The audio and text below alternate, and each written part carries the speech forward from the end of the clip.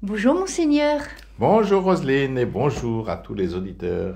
Oui, nous sommes heureux de vous retrouver dans le cadre de notre émission Monseigneur vous répond. Enfin, il essaie de vous répondre plus exactement. Bon, l'essentiel c'est que vous le vouliez bien. Super. Alors la première question, monseigneur, qui nous occupe aujourd'hui, la voici. Le pape François rappelait tout récemment qu'il y a 473 millions d'enfants qui souffrent de la guerre aujourd'hui. Il rappelait aussi la misère dont ils sont victimes. Face à certaines images, il est difficile de ne pas se demander comment se fait-il que Dieu permette cela? Que dire? Ah oui, et figurez-vous que c'est quelque chose on m'a sollicité pour ça il y a quelques jours. On m'a demandé de venir faire une conférence. Alors, c'est des personnes qui justement s'occupent des pauvres, soit Hiver Solidaire, soit des maraudes, soit un café solidaire, enfin, etc. Et donc, ces personnes-là m'ont posé cette question. Alors, pourquoi Dieu permet la misère? Ah, ça c'est une question un peu difficile, oui, effectivement. Est-ce qu'il permet la misère? En tous les cas, il n'a pas créé la misère. Dieu crée le ciel et la terre, il dit que c'était bon.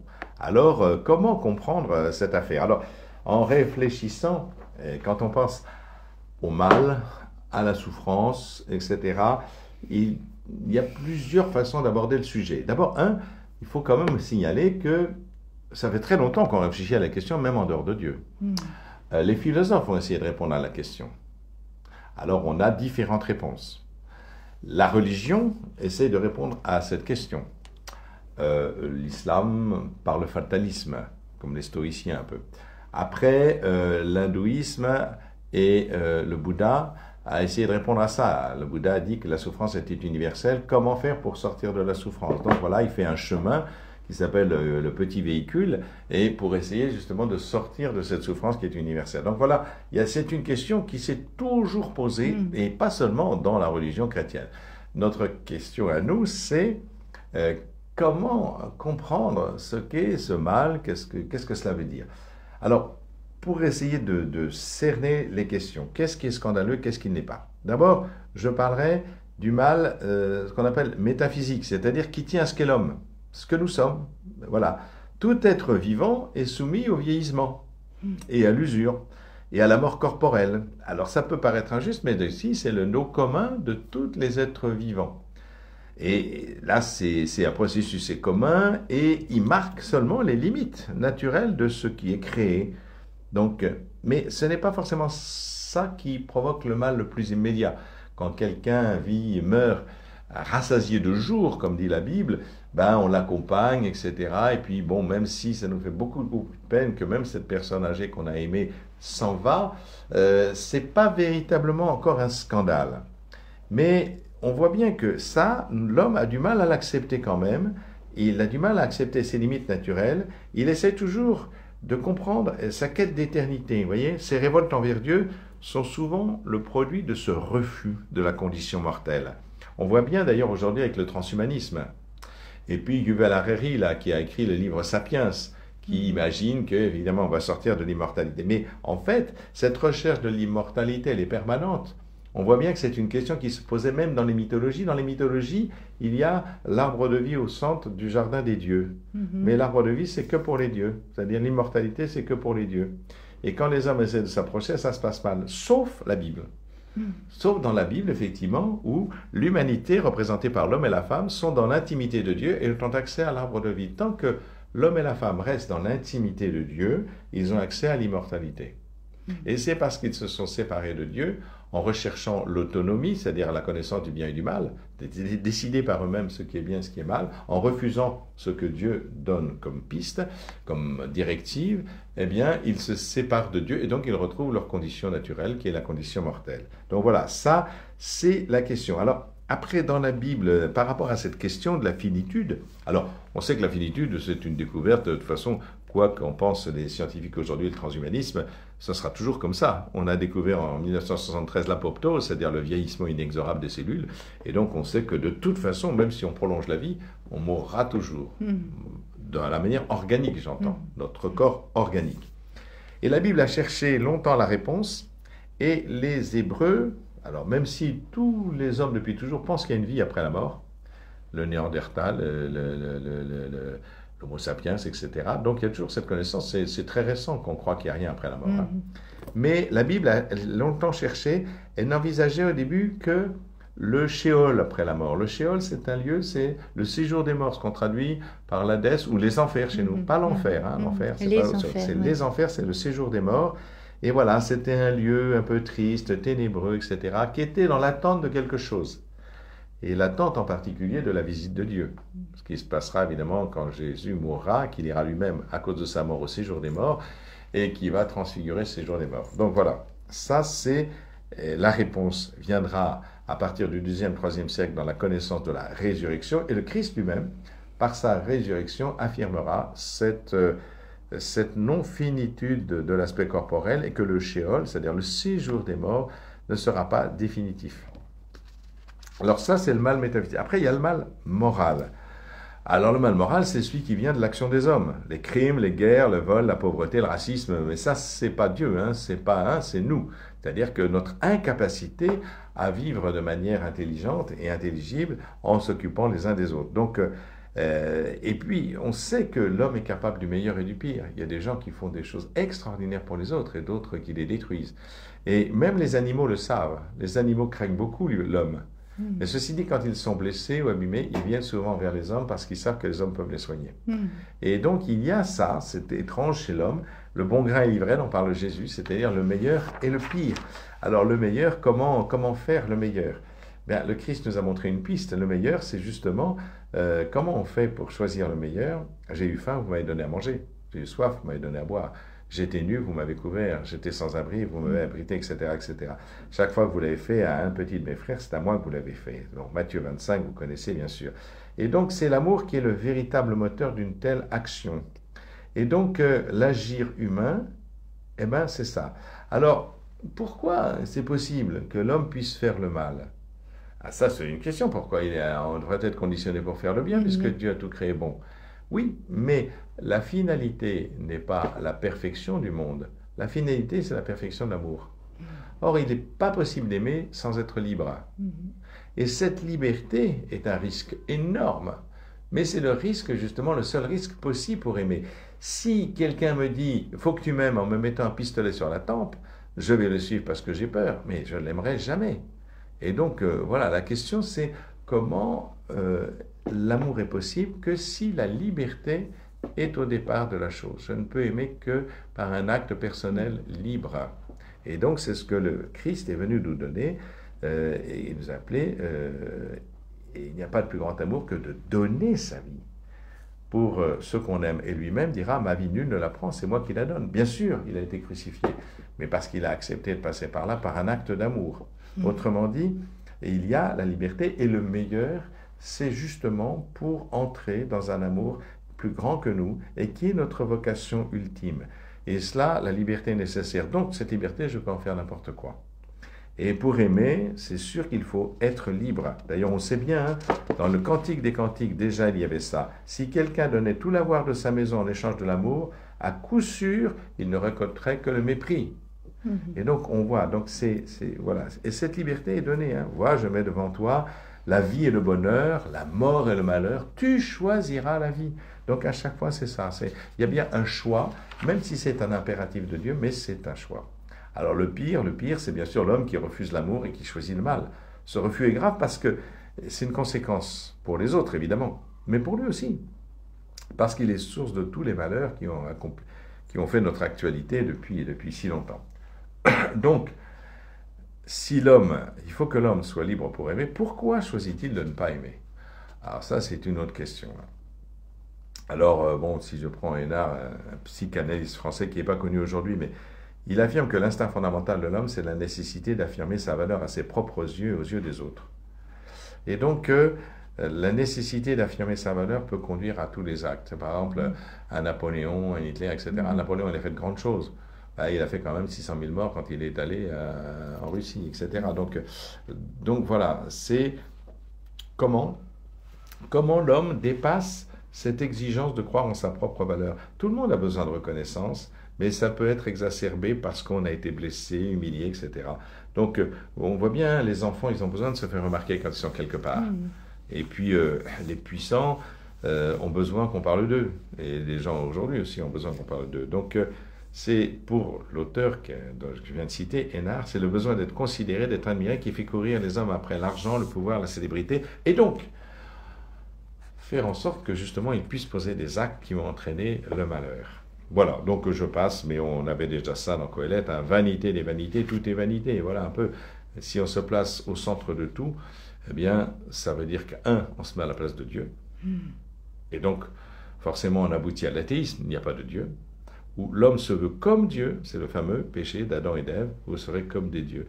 Donc, plus besoin de Dieu pour décider soi-même ce qui est bien, ce qui est mal, c'est le fameux arbre qu'on a choisi, et ce qu'on appelle l'autonomie morale, c'est-à-dire on se donne à soi-même sa propre loi. Voilà, donc la réponse par le Christ sur ça, c'est que le Christ nous révèle notre grandeur. Les cheveux de votre tête sont tous comptés. Lequel d'entre nous peut compter les cheveux de sa tête? Même s'il est chaud, il reste toujours 3 poils, et on ne serait même pas capable de les compter. Et donc, ça veut dire, c'est incroyable, l'infinie grandeur de l'homme. Il n'y a pas un passereau qui tombe à terre sans que le Père ne le sache. Et vous, combien plus vous valez? Et donc, notre valeur ne vient pas de ce que nous croyons de nous-mêmes ou de ce que les autres nous renvoient, mais de ce que Dieu nous apprend de nous-mêmes. Et donc, voilà, Dieu est amour, et c'est de lui que nous apprenons notre véritable grandeur et notre véritable finalité. Mais ça, ce mal-là, bon, donc, on voit bien, hein, dans l'humanité, pour ne pas conduire à ce malheur, cette misère, tout se joue entre l'amour et la puissance, enfin ce que nous croyons être la puissance. Après, le mal le plus grave, le plus important, le plus scandaleux, c'est le mal physique. Le mal physique, c'est quoi? C'est l'expression de la souffrance, de la douleur incompréhensible. C'est-à-dire, pourquoi l'innocent souffre-t-il? Pourquoi la mort d'un enfant? Il n'y a pas longtemps, là, donc, il y a un jeune de 28 ans qui s'est tué. Il était venu au village Saint-Joseph, il n'a passé 15 jours avec nous. Il était sur le point de devenir policier à Meaux, et il s'est tué en voiture. Probablement parce qu'il a fait une rupture d'anévrisme et il a perdu le contrôle de sa voiture. C'est apparemment la conclusion. Évidemment, sa maman est effondrée. Elle est en colère contre Dieu. Je comprends. Elle nous a dit, mais moi, j'ai prié pour mes enfants tous les jours. Et voilà la réponse de Dieu. Donc, il faut respecter cette colère. Il ne faut pas dire, il faut simplement être là. Accompagner cette souffrance. Il ne faut pas donner d'explication à ce moment-là, hein, parce que là, c'est irrecevable. Irrecevable.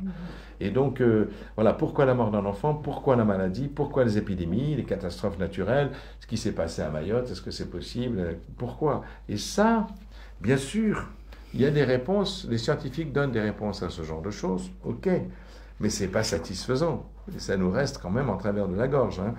Donc, eux, les scientifiques, nous disent, de toute façon, pour que la vie existe, il faut passer par là. On ne fait pas d'omelette sans casser les œufs, quoi, en gros. Donc, mais ça ne va pas. Ce n'est pas une consolation. Hein. Donc, le fait de dire que l'humanité, pour survivre et se développer, doit passer par une série d'obstacles, c'est ce que dit en genre de la science.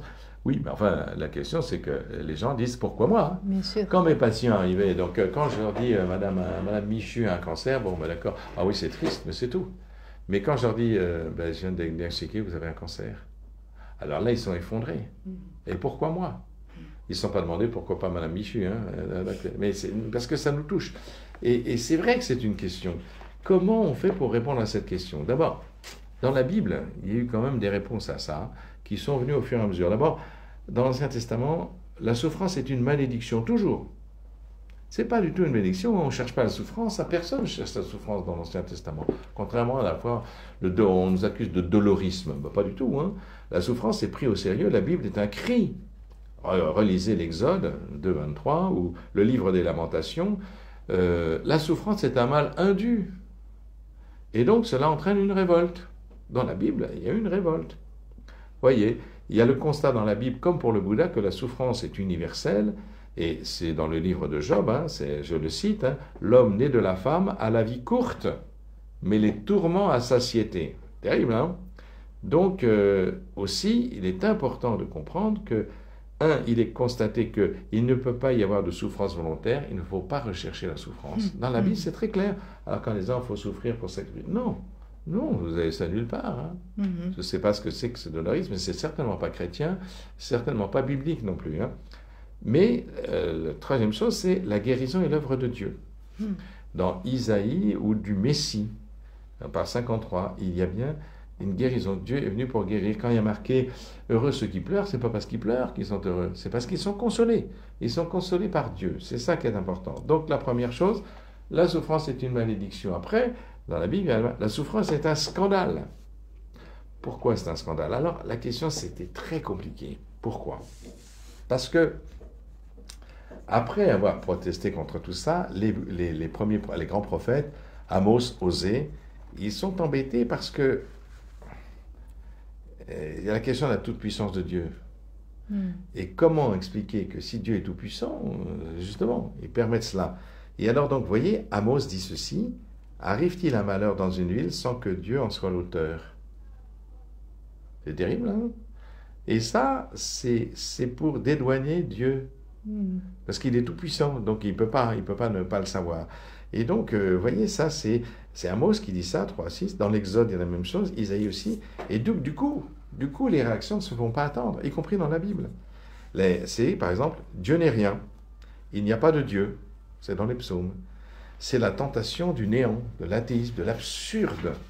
Et donc, vous voyez, quand vous lisez le livre de Job, qui est vraiment le signe, alors c'est un homme qui a tout réussi, qui est aimé de Dieu, qui est parfait, donc pourquoi le malheur l'atteint? Il l'atteint dans différentes strates. Alors, il est dit que bon, c'est le démon qui est jaloux et qui vient tenter. Il dit, mais il est fidèle parce que tu lui donnes tout, mais enlève-lui, tu verras. C'est la question de l'amour. Hein. Est-ce qu'il t'aime parce qu'il est riche, qu'il a une belle famille, etc. Mais si tu lui enlevais tout, tu verrais, il n'aimait pas, donc il n'aime pas vraiment. Est-ce qu'il t'aimerait dans la souffrance? C'est ça la tentation. Et Dieu a tellement confiance en Job, il lui dit, mais tu ne prends pas sa vie. Et donc voilà.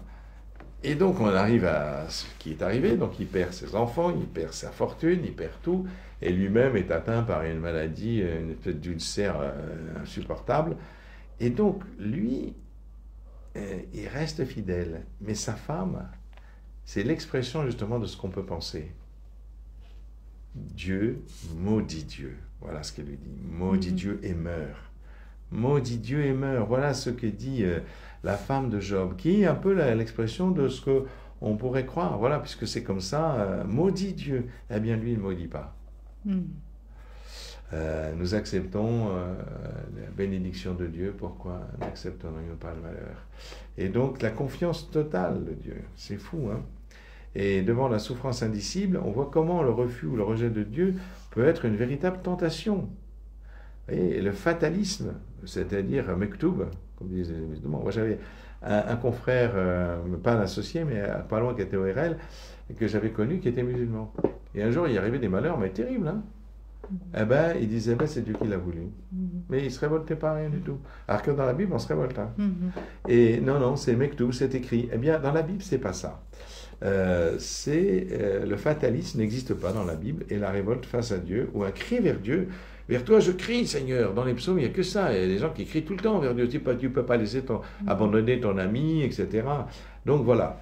Et donc, pour innocenter Dieu, il faut essayer de trouver une explication au mal. Et la première explication, c'est le péché. La méchanceté cause la ruine du pécheur. Et donc, va arriver, si les gens connaissent le malheur, c'est parce qu'ils sont pécheurs. Et on voit bien les apôtres qui disent à Jésus, mais à l'aveugle de naissance. Il est de naissance, donc il n'a pas eu le temps de pécher, puisqu'il est né aveugle. Et il n'a pas péché dans le ventre de sa mère. Alors il demande, est-ce que c'est lui qui a péché ou ses parents? Vous voyez, forcément, s'il est comme ça, c'est qu'il a péché. Et Jésus dit, ni lui ni ses parents. Autrement dit, non. Non. Il ne faut pas dire, pour accuser les gens, s'il leur eu malheur, c'est de leur faute. Non. Et c'est aussi la démonstration des amis de Job. Les amis de Job lui disent, c'est parce que tu es un pécheur, etc. Et donc, voilà. Et puis, la question de la récompense des justes promise dès ici-bas, elle n'est pas vérifiée dans les faits. Hein? À qui sème la justice, la récompense est assurée. C'est dans les proverbes. Ben, c'est pas vrai. Mais c'est pas vrai. Et donc, on constate la mort du juste et le succès de l'impie, c'est dans le psaume 73. Et puis Job, et puis Amos. C'est la déroute de la justice, Habakkuk. Vous voyez? Et donc, voilà, c'est le grand procès des hommes contre Dieu. Et c'est intéressant, vous voyez, on n'élude pas le problème. Et donc, mais l'homme biblique ne cède jamais au désespoir. Ça, c'est très important, jamais au désespoir. C'est-à-dire que la souffrance est un mystère, c'est vrai. Et quand, par exemple, l'homme qui est révolté parce que l'impie réussit et lui qui est juste, il n'a que des malheurs, mais le jour où j'entrais dans ta maison, j'ai compris. Le jour où j'entre dans le mystère, j'ai compris leur destin, etc. Donc voilà, on cherche une réponse d'abord,